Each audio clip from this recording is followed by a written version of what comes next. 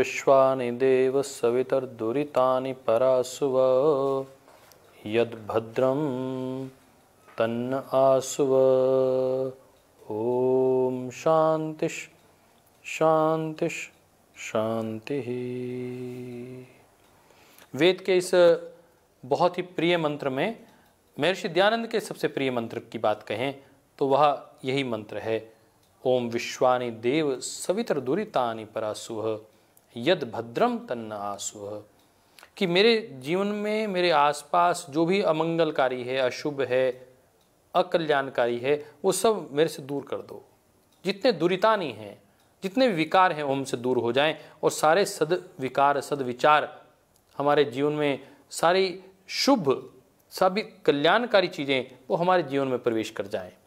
इसी कामना के साथ आज के हम इस एपिसोड को आगे बढ़ाते हैं। और पिछली 2-3 चर्चाओं में हमने सप्त शक्तियों की बात की है और यह सप्त शक्तियाँ का जो आधार है हमने श्रीमद् भागवत गीता को लिया है। और मद् भगवत गीता का जो श्लोक जिसको हमने इसका सारी चर्चा का जो आधारभूत है 10वें अध्याय का वह 34वां श्लोक वो आपके सामने है, आप उसको देख सकते हैं, जिसमें योगेश्वर भगवान श्री कृष्ण 7 दैवीय शक्तियों की बात करते हैं। आप इसको नारी नाम की जहाँ बात आएगी वहाँ आप नारियों के लिए ही एक बात नहीं है, दैवीय शक्तियों की बात आ रही है। इसके विषय में मैं आपके साथ चर्चा कर रहा हूँ, जहाँ वो कह रहे हैं मृत्यु सर्वहरश्च उद्भवश्च भविष्यताम कीर्ति श्रीवाकच नारीनाम स्मृतिर्मेधा धृति क्षमा। भगवत गीता के 10वें अध्याय के इस 34वें श्लोक में 7 शक्तियों की बात कही गई है। जहाँ विभूतिपाद इस 10वें अध्याय का मैंने कहा था, आपसे चर्चा की थी कि विभूतिपाद जहाँ महर्षि पतंजलि का 3रा अध्याय है, यहाँ मद् भगवत गीता में ये 10वां अध्याय है जहाँ विभूति योग के नाम से इसे हम जानते हैं। और जहाँ ये विभूतियों की बात आ रही है उसमें योगेश्वर भगवान कह रहे हैं कि सबकी जो मृत्यु का कारण है वो ब्रह्मा के रूप में अपने आप को बताते हुए कह रहे हैं कि मूलतः वो ब्रह्म तत्व ईश्वर ही सबका मृत्यु का कारक भी है और सबकी जीवन का कारक भी वही है। और साथ में वो कह रहे हैं कि जो दैवीय शक्तियां हैं उनमें कौन है, कीर्ति श्री वाकच नारी नाम।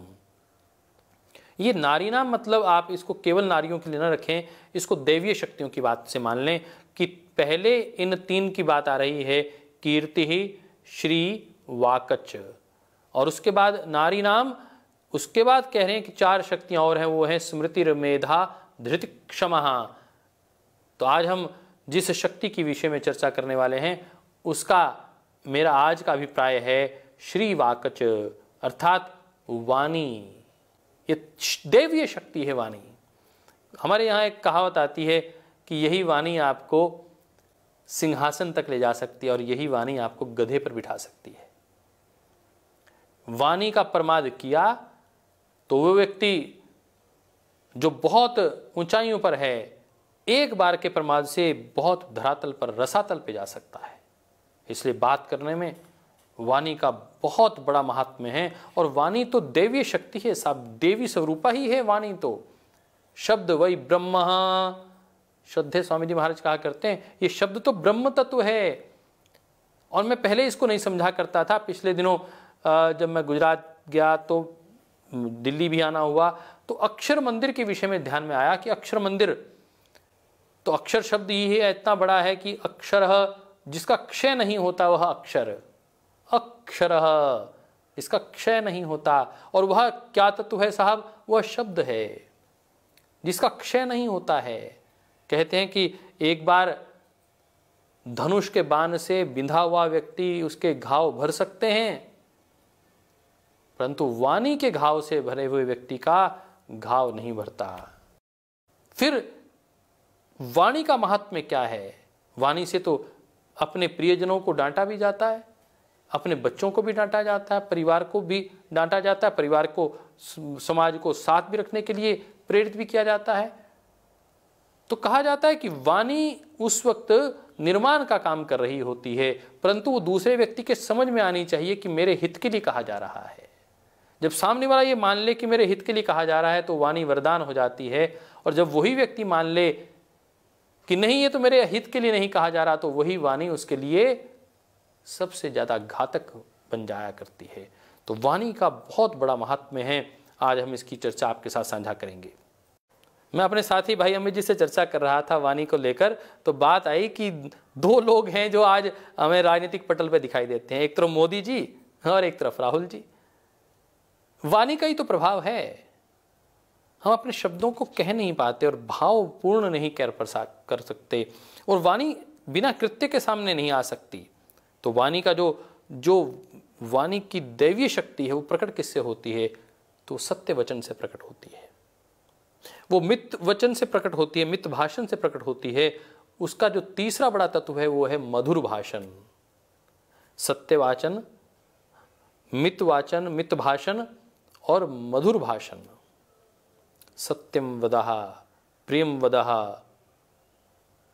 सत्य बोलो परंतु वो प्रिय होना चाहिए। हमें ऐसा सत्य नहीं बोलना जो दूसरे के लिए कष्टकारक हो। एक व्यक्ति की आंखें नहीं है साहब, आप उसको अंधा कहेंगे तो पीड़ा होगी। आप उसे सूरदास कहेंगे तो आपकी बात को समझेगा। आप किसी व्यक्ति को जिसको चला नहीं जाता उसे लंगड़ा कहेंगे तो पीड़ा होगी। यदि आप उसको दिव्यांग कहेंगे तो उसे प्रसन्नता होगी। तो ये छोटे छोटे शब्द हैं जो व्यक्ति को प्रेरणादायक स्थिति में ले आते हैं, और ये भाषा व्यक्ति के जीवन में जीवन लाने का, जीवंत करने का कार्य करती है। और इसका सबसे बड़ा उदाहरण यदि कोई मुझे आज के वर्तमान कालखंड में दिखाई देता है तो परम श्रद्धेय स्वामी जी महाराज दिखाई देते हैं। मां सरस्वती का वास है उनकी वाणी पर। उनकी वाणी सिद्ध वाणी है। मैं कई बार सोचा करता था, आप लोगों ने भी सुना होगा कि आज बरसात आएगी। किसी बेटी को आशीर्वाद दे दिया, कई वर्षों से उसको आशीर्वाद मिलता था कि पुत्र पौत्र नहीं होता, परंतु आशीर्वाद मिला तेरे घर संतान होगी, उस संतान हो जाती है। ऐसे कई संत हैं जो वो कहते हैं वो पूर्ण हो जाता है। ये जो वाणी की सिद्धि है ये सत्यता के साथ प्रकट होती है, तपस्या के साथ आती है। मैं बहुत से ऐसे संतों को जानता हूं जो वर्षों वर्षों तक मौन रहे। अभी पिछले दिनों दुमेट में मेरा जाना हुआ, पूज्य स्वामी परम विवेकानंद जी महाराज से भी मिलना हुआ, और उनके पूज्य गुरुवर उनको भी मैं बहुत प्रणाम करता हूँ।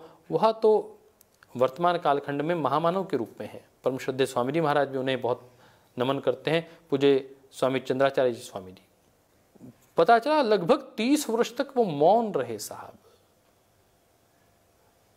केवल वाणी से ही कुछ ना बोलना ये मौन नहीं है।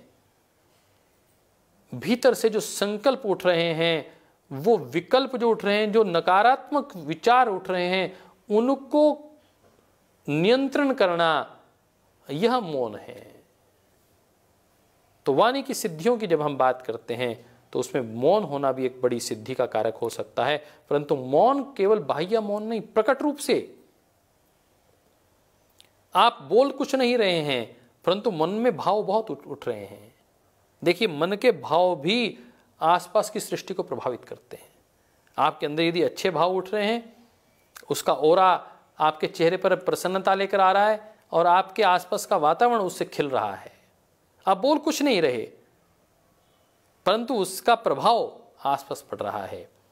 आप बोल कुछ भी नहीं रहे परंतु मन में नकारात्मकता चल रही है, और वो नकारात्मकता आसपास के सारे वातावरण में नकारात्मकता कर रही है। आप बोले कुछ भी ना चाहे, आपके चेहरे के हाव भाव, मन की उथल पुथल, मन के आवेग वेग, मन के संकल्प विकल्प आपके आसपास की जो वातावरण है उसका निर्माण कर रहे हैं। इसलिए वाणी बहुत महत्वपूर्ण तत्व है। आप भ्रमित ना हो जाएं, इसलिए मैं स्पष्ट कर देना चाहता हूं, वाणी और भाषा दोनों अलग अलग तत्व हैं। भगवान ने वाणी तो सबको दी है। वाणी तो चींटी के पास भी है, मधुमक्खी के पास भी है, भंवरे के पास भी है, कोयल के पास भी है, कौवे के पास भी है, चिड़िया के पास भी है, बंदर के पास भी है, शेर के पास भी है। हर जीव में एक विशेष प्रकार की वाणी भगवान ने दी है, परंतु भाषा से उस वाणी का प्रकटीकरण होता है। ऐसा नहीं है कि जो जीव जंतु हैं ये आपस में बात नहीं करते, ये अपनी वाणी में बात करते हैं। कुछ को हम समझ पाते हैं और कुछ को नहीं समझ पाते। मैं कई बार देखता हूं, तोता एक ऐसा जंतु है कि मैं पिछले दिनों वाराणसी गया, एक हमारे सीए साहब के यहाँ निवास पर मेरा जाना हुआ, तो मैंने उसको कहता हूँ मिट्ठू जय श्री राम, तो बोलता है जय श्री राम। तो तोते में पता नहीं कैसा ये गुण विकसित हो गया कि वो व्यक्ति की भाषा बोल लेता है, हेलो इंग्लिश का भी शब्द बोल लेता है। तो वाणी में मैंने कहा भाषा एक अलग तत्व है, परंतु वाणी हर जीव बोलता है, अपने भावों का प्रकटीकरण करने का अवसर। परंतु व्यक्ति को, मानव को यह विशेष शक्ति ईश्वर ने प्रदान की है जिसे हम कहते हैं वाणी, वाक शक्ति और भाषा का सम्मिश्रण, अपने भाव का प्रकटीकरण। जैसे आहार के लिए पथ्य की बात की जाती है कि ये आहार आपके जीवन के लिए उपयोगी है और ये आहार आपके जीवन के लिए हानिकारक है, ये पथ्य है, ये खाना चाहिए और ये नहीं खाना चाहिए। ठीक ऐसा ही वाणी का भी पथ्य होता है और अपथ्य होता है कि ये शब्दों का प्रयोग करना चाहिए और ये इन शब्दों का प्रयोग कतई नहीं करना चाहिए। आप देखेंगे कि लोग अच्छे स्कूलों में बच्चों को पढ़ाने की जब बात करते हैं, उसके पीछे एक बड़ा पक्ष तो ये रहता है कि बच्चा बहुत अच्छे विद्यालय में पढ़े जहां के रिजल्ट्स बहुत अच्छे हों, परंतु दूसरा एक लक्ष्य और होता है कि उसकी संगति अच्छी हो। मैंने बहुत से लोगों को देखा, विद्यालय बहुत अच्छा है परंतु वहां के जो विद्यार्थी हैं आपस में भाषा में उनका स्वर अच्छा नहीं है, गाली दे के बात करते हैं। मेरा ही बेटा एक विद्यालय में पढ़ता था, तो जब आके मुझे हर रोज कहे कि मुझे इस विद्यालय में नहीं पढ़ना, इस क्लास में नहीं पढ़ना, मैं कहूं क्या बात है, यहां सब लोग गाली दे के बात करते हैं। भाषा कितनी प्रभाव डालती है। और मुझे उसका आखिर में क्लास को चेंज करवानी पड़ी। बहुत बड़ा प्रभाव है वाणी का। और वाणी के इस प्रभाव की जब हम बात कर रहे थे तो सम्यक चिंतन ये वाणी से ही आता है। हम इसकी बात का एक उदाहरण दें, कौवा और कोयल दोनों का रंग काला है। कोयल को आप सुनना चाहते हैं, आपके मधुर ध्वनि पैदा करती है और आप उसको बार बार सुनना चाहते हैं। उसकी एक चहक आपके जीवन में नई ऊर्जा पैदा कर देती है। परंतु कोयल की कूक सुनकर तो आनंद आता है और कौवे की कां कां सुनकर व्यक्ति उसको उड़ाने की कोशिश करता है। अपने मुंडेर पर कौवे को नहीं बैठने देता परंतु कोयल को सुनने के लिए उत्सुक रहता है। अर्थात वाणी एक शक्ति है, एक विभूति है जो आपके जीवन को विस्तार प्रदान करती है। आइए हम अपनी वाणी पर ध्यान दें। हमारी वाणी जितनी परिष्कृत होगी, हमारी वाणी का जो पथ्य है, किन शब्दों का हमें प्रयोग करना है, किन शब्दों का प्रयोग नहीं करना है, हमारी वाणी किसी के लिए श्रद्धा का कारक बन जाए, हमारी वाणी किसी के लिए प्रेरणा का कारक बन जाए, हमारी वाणी किसी के लिए विश्वास का कारण बन जाए, किसी के लिए जीवन बन जाए, तो हमारे जीवन की धन्यता होगी। मैंने कहा कि श्रद्धेय स्वामी जी महाराज की जो वाणी है वो उनकी वाक सिद्धि है, वो उनकी वाणी से जीवन मिलता है। दोस्तों मित्रों, श्रद्धेय स्वामी जी महाराज के सामने 2000, 5000, 20000, 50000 लोग योग करते हैं, महाराज जी उनको करवाते हैं, उनको तो डायरेक्ट प्रभाव मिलता ही है। परंतु जो करोड़ों लोग टीवी के माध्यम से श्रद्धेय स्वामी जी महाराज को सुनते हैं, वो भी ये कहते हैं कि जी हमारा जीवन बदल गया। मरते हुए आदमी को यदि श्रद्धेय स्वामी जी महाराज की आवाज सुना दी जाए, वो भी उठ खड़ा होता है। मुझे 2-3 बार ऐसा महसूस हुआ। मेरे बुआ जी की तबीयत खराब थी, श्रद्धेय स्वामी जी महाराज घर पर आए और मैं बुआ जी को सिर पे हाथ रखकर थपकी देते हुए कहा कि आप बहुत जल्दी स्वस्थ हो जाएंगी, बस ये दवा ले लीजिए। अरे ऐसा हुआ कि 2 साल तक फिर वो बिल्कुल बीमार ही नहीं हुई। वाणी का प्रभाव है, विश्वास, उस वाणी पर कितना विश्वास किया जा सकता है, ये अपने आप में विशेष रहता है। मैं देखता हूं और वाणी के साथ 3 शब्द मुझे जुड़े हुए दिखाई देते हैं। आपने दूरदर्शन देखा होगा, दूरदर्शन पर जब एक ट्यून आया करती थी, जब हम सबके घर में ब्लैक एंड वाइट टीवी थे, हमने भी कईयों के घर में जाके देखे, हमारे तो घर भी टीवी नहीं था, तो उसमें एक वाक्य आया करता था नीचे, लोगों के नीचे, सत्यम शिवम सुंदरम। तो वाणी साहब वाणी के साथ भी इन 3 तत्वों को यदि आप जोड़ दें तो ये वाणी विभूति ले आएगी। आपके जीवन में नई ऊर्जा, नई शक्ति का संचार कर देगी ये वाणी। ये आपको ही नहीं मैं कह रहा हूं, मैं अपने आप को भी ये बात समझा रहा हूं। सत्यम शिवम सुंदरम की वाणी ऐसी हो जो सत्य इसके साथ जुड़ी हुई हो, सत्य पर आधारित हो। शिवम अर्थात कल्याणकारी हो, दूसरों के जीवन में मंगल ही मंगल लेकर आए, श्री तत्व लेकर आए, कीर्ति बढ़ाने वाली हो। सुंदरम, और जिसको सुनकर कोयल जैसी कूक सुनाई दे कि कुछ और सुनने का मन करे, ब्यूटीफुल वॉइस। और स्वर स्मरागी लता जी को कौन नहीं जानता। और मैं तो यूं कहूंगा कि आज जिनकी वॉइस पहचान बन गई है, चाहे वो मोदी जी हों, चाहे मैं देखता हूं अमिताभ बच्चन हों। पिछले दिनों मेरा मुंबई कभी उनसे श्रद्धेय स्वामी जी महाराज के साथ मिलना हुआ, 2 मिनट ही मेरी जब उनके साथ बात हुई, परंतु वाणी में इतनी खनक थी कि लगता है कि व्यक्ति का व्यक्तित्व कितना बड़ा है। वाणी से व्यक्ति के व्यक्तित्व की भी पहचान होती है।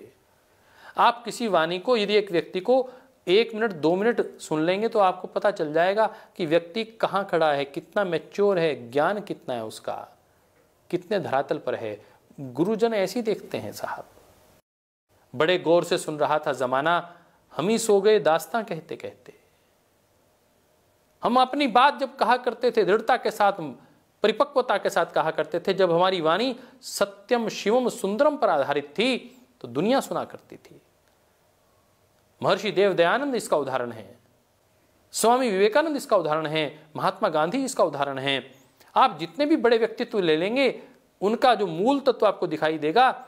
जयप्रकाश नारायण जेपी, और वर्तमान कालखंड में आप देखेंगे तो लाल बहादुर शास्त्री से लेकर अटल बिहारी वाजपेयी को लोग सुनने के लिए 2-2, 4-4 लाख लोग उमड़ आया करते थे। सुषमा स्वराज को सुनने के लिए, जिनकी वाणी पर कंट्रोल था, प्रभाव था, श्री तत्व था जिनकी वाणी में। मुझे लगता है उस वाणी के प्रभाव को आप लोग भी जागृत करेंगे। मेरा आप सबसे निवेदन है, इसके लिए आपको पुरुषार्थ विशेष करना पड़ेगा। पुरुषार्थ किसका करना पड़ेगा? वो पुरुषार्थ संकल्प का करना पड़ेगा। जहां हमने कहा कि पथ्य और अपथ्य होता है वाणी का, वहां अपथ्य क्या है?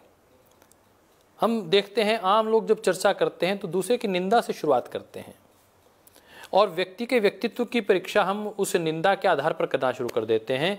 इसे कहा जाता है कि परसेप्शन बना देना। वाणी से दूसरे व्यक्ति के व्यक्तित्व के परसेप्शन बनता है।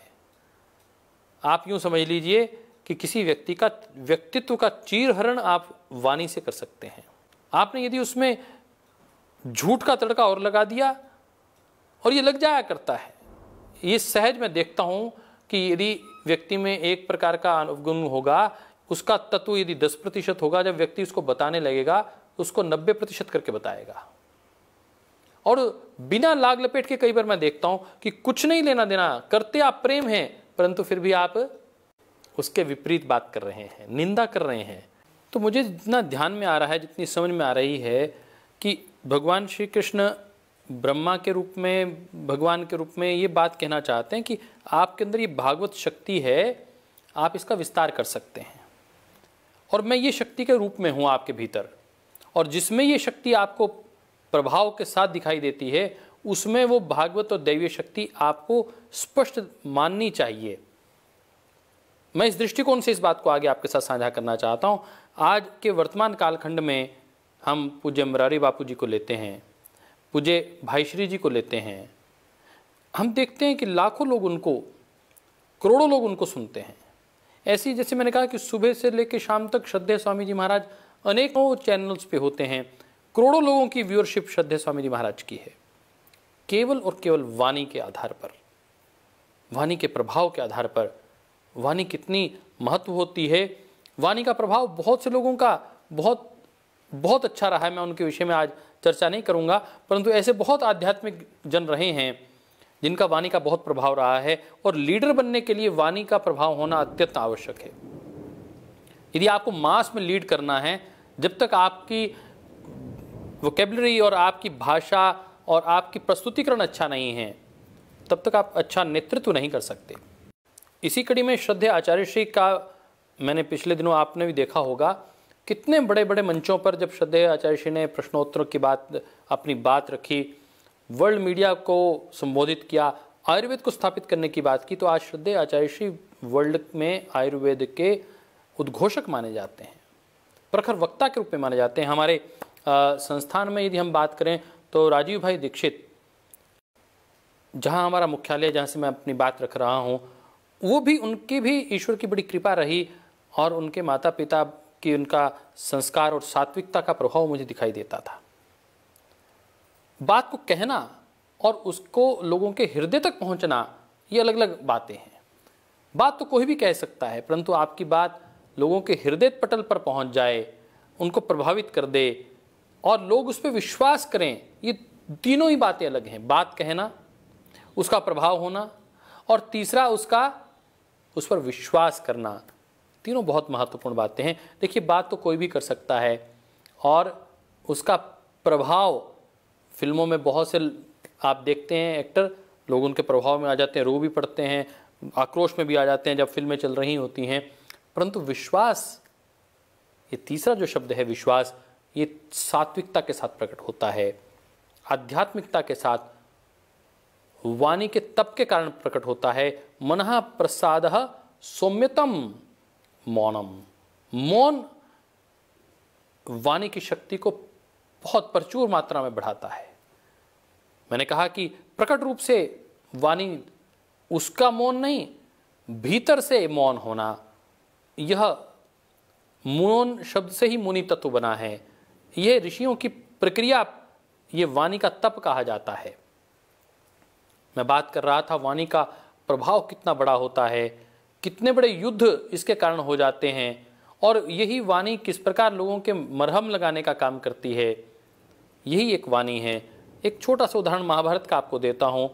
युधिष्ठिर ने बहुत अच्छा महल बनवाया और वो महल ऐसा था कि उसकी कोई सानी नहीं था दूर दूर तक।